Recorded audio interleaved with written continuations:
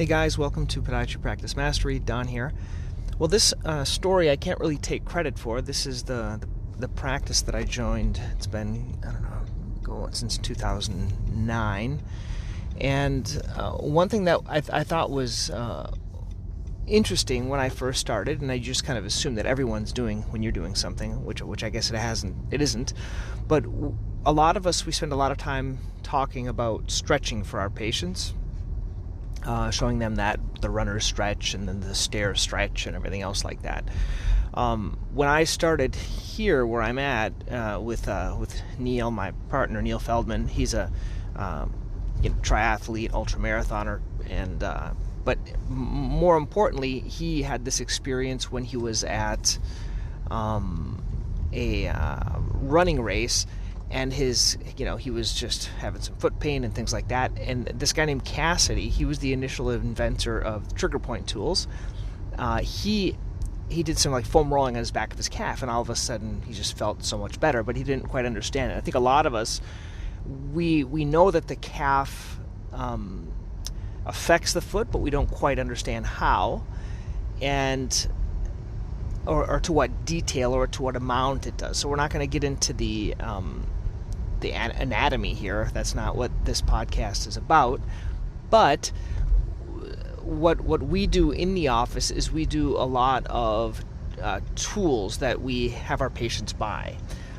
We'll talk about a couple of reasons for it.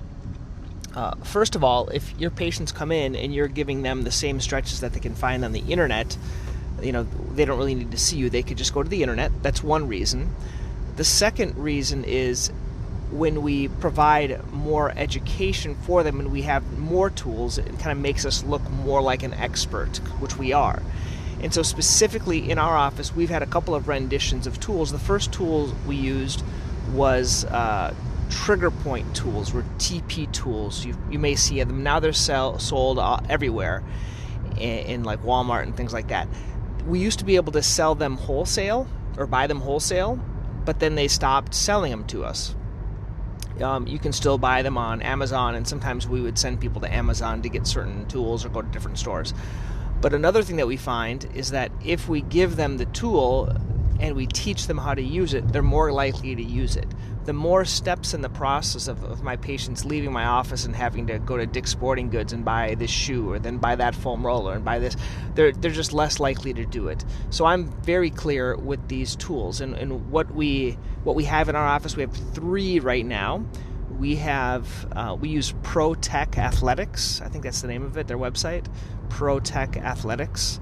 And we use their foam roller. They have a blue foam roller and a black one, different durometers. We use a stick. They have a stick. And then we also use an orb ball, ORB. So an orb ball is just this ball that you can sit on for doing the posterior thigh, your butt, your quads, your IT bands. The stick is better for people that don't like to foam roll. They just want to roll with the stick. And then the foam roller is what most people do. And what we do is we have our staff show them, and I explain, with plantar fasciitis or Achilles tendonitis or peroneal tendonitis or most things that we do, that they would benefit from this, and then I give them specific instructions on how to do that. We show them with the staff, and then I send them a video through Patient Education Genius. That's what we use to share the videos of how to do these things. We buy them from ProTech directly. So if you buy them they sell them on Amazon, and so if you buy them directly at bulk, you get it costs less, because patients are going to probably Google it anyway. So you probably need to put it about the same price that Amazon is selling it for. Maybe you can do it slightly more. But the key is teaching them how to use it is the key. So those are the things that we're using currently for loosening up the calf region.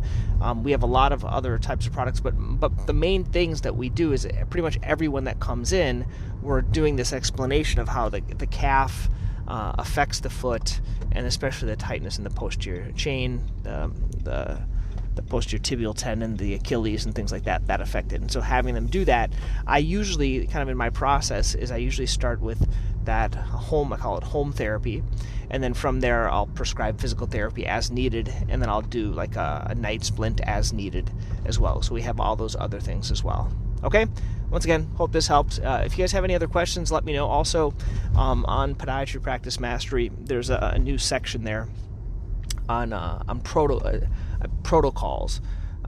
Basically, I'm taking these presentations, and after the checklist, I'm putting like a protocol, because this is something that I heard recently, and I've always needed to do it. I've just never done.